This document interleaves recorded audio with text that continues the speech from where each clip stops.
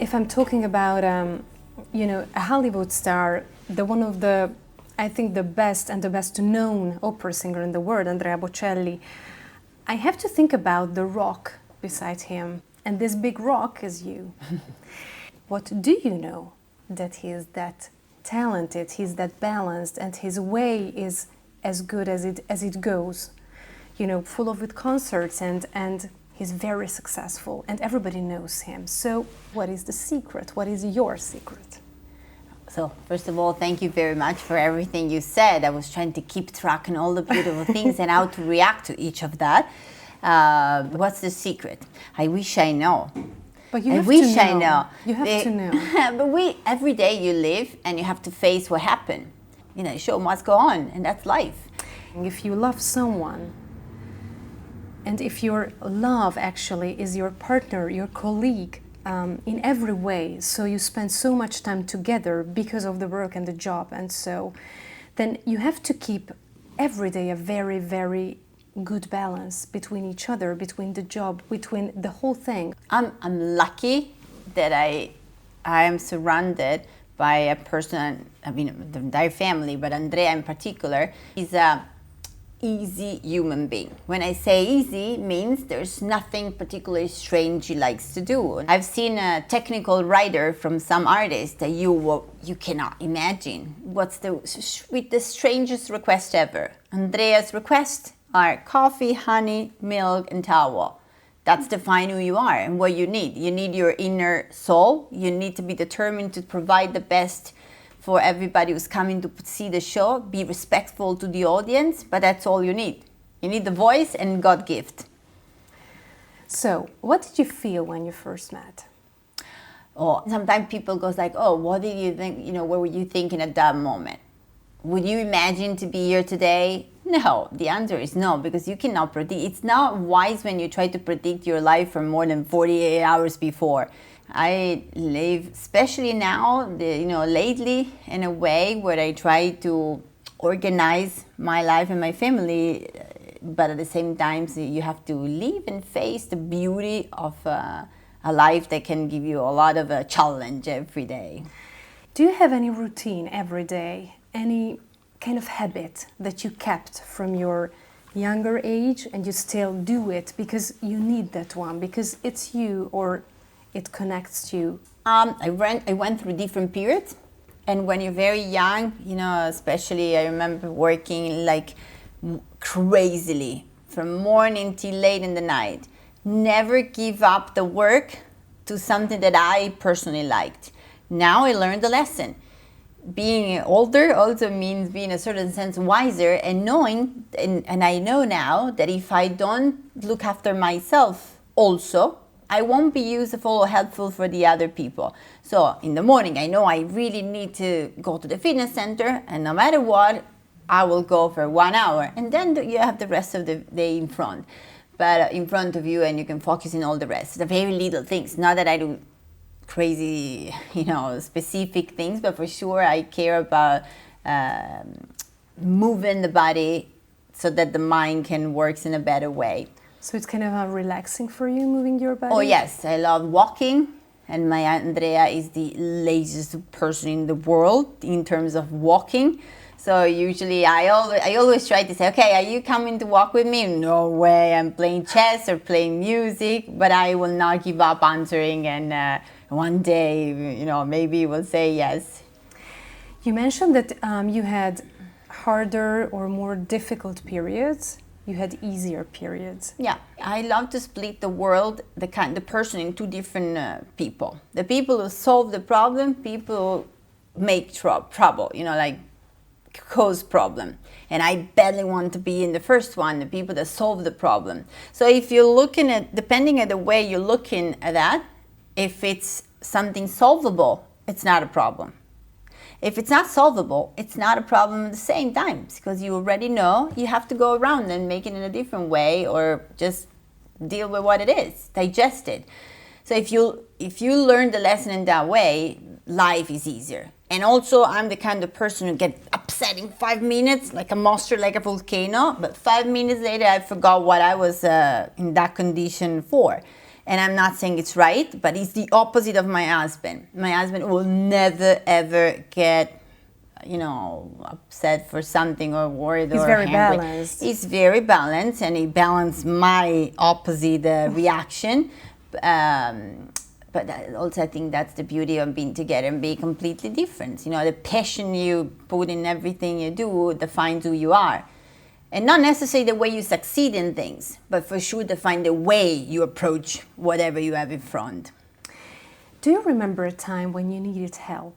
Because this kind of thinking, what you're mentioning, that you always try to find a solve, the solution of the problems, you always want to try to find some kind of, to solve the problem actually. But we were born in need of help, and we will die in a beautiful need of help, in the sense that we need each other. We need this to be, and to define who we are, we need to be in a community. And I'm not scared of saying that I wouldn't be the same person if I didn't have Andrea, my family, and everybody, all my friends around. We necessarily are the result of our experience in life. So it's, I would say that there's a motto of the foundation that really defines a lot the way I think, which is alone you can do a lot, together you can do a lot more. Was there a time when you didn't have any kind of idea how to solve a problem? Honestly, I'm very decisive in what I want and what I don't. I'm not a great listener. I'm sorry, I gotta admit that. But also I take my responsibility.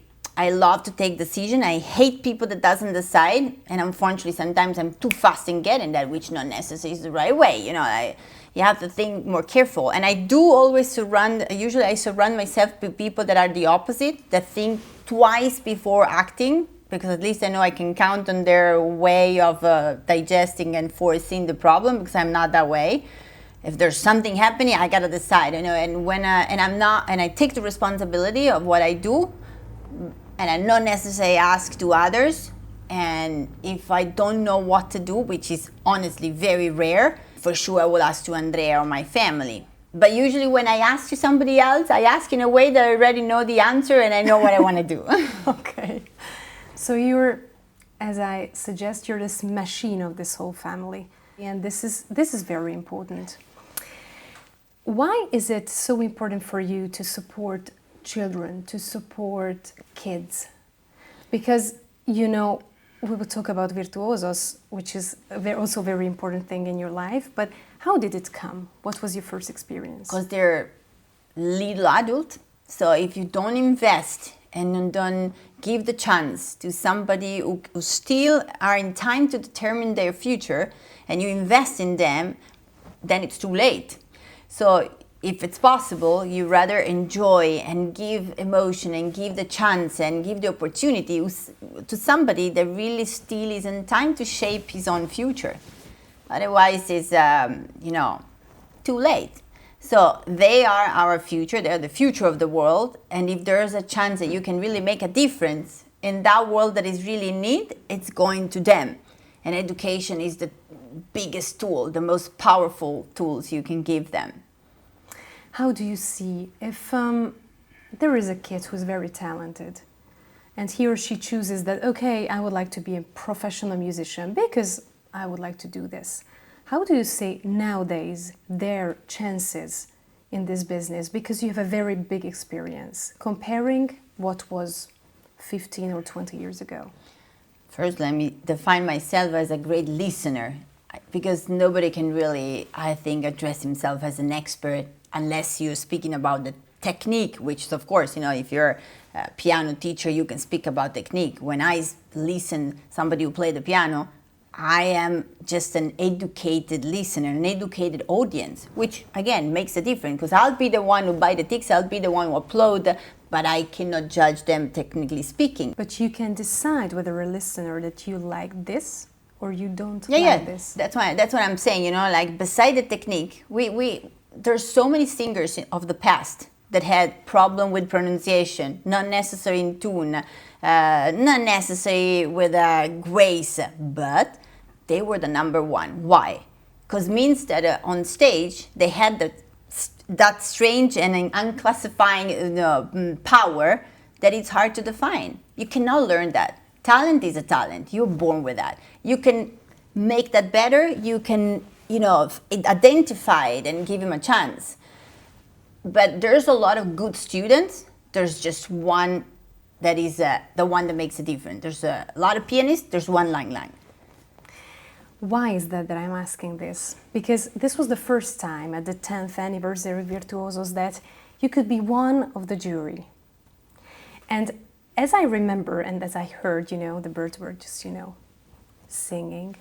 You were very excited of this whole opportunity for you because this was the first time that, in front of the camera, you could just tell your opinion about all the performances, but also maybe you felt a very big responsibility about your judgment of these kids. Oh, yes.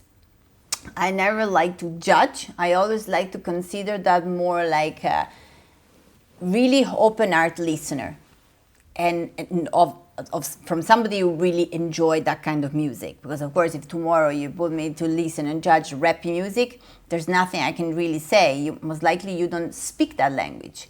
I do speak and I do connect with the classical music language, even if not necessarily I will be able to judge a cello player, because I'm not a cello player. But what I can for sure, not judge, but enjoy is the heart of the person, the art of the artist that is performing. That's something that you can lie about. So talent, you can recognize it from far away. And it's the kind of strange things that makes a person, make the audience look at you. You have 10 people on stage, even playing, doing something else, there will always be one that catch the attention. That's it what shines, like the sun. Yeah. All the time, through everything. It doesn't matter. Yes. How was being on a TV show? As a person who, used to have in the background that kind of role, you don't want it or you don't like this whole very big light because you really want to push and do everything at the back. But now you were at the front. But honestly, as the atmosphere was such a warm and family atmosphere, at a certain point you forgot that you have the TV in front, which is a beautiful thing that happen, because at least you can just be yourself. At the same time, the respect you need to have is always remember you have a kid in front. So whatever you will be able to say, even in a funny way to an adult, you won't be able to share with a kid. So you got to be respectful, especially when you don't speak a language. It's even more complicated because the shade of what you have to say or you would love to say not necessarily is what you address. So it's like you have to think 10 times before even say one single sentence. And if you can, spread something that is beautiful. Otherwise, you'd rather be silent, unless you can make a technical advice, or you can give a technical advice or a technical something, which I'm not able to.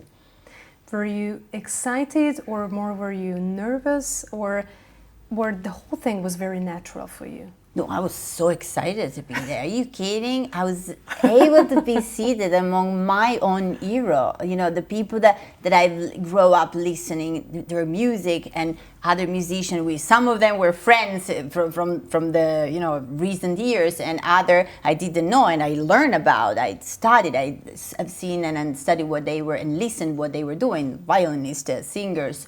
So I learned about them. I don't know what they can learn about me besides, being backstage and just putting outing on stage and throwing outing on stage. But yes, for me, it's been absolutely enchanting. Theo Gertler, I don't know whether you remember, some years ago, he was one of the winners of Virtuosos. Yeah. And he had the chance, the first musician had the chance to take part of this tour of Andrea Bocelli, which was your and the family's offer. And this offer really was again this year at the 10th anniversary. Oh yes, I mean, I really often, I repeat it again, our common friends and the idea, the woman behind everything. And I said, you should just give me the chance to, whenever they feel that I'm ready to do that, to give them the possibility of shine on top of a stage. What did Andrea said? How was in this whole project that working a kid? You know, it's Very always curious. If it's calling all the time, calling all the time. What's going on? So what's happening? He said, the next time, if you want to know so much, you come. And Andrea is always super interested in every musical things that happen around him. The decision at the end, was it hard? It is always hard. I mean, it always hard because no matter what you think, you're in a certain sense helping to create a few opportunities. And so, of course, you have to take it in a responsible way. I think there is a big challenge because you have a beautiful daughter who is 13 years old, Virginia, and she took part in kind of, please tell us what, because I know, but our audience don't know.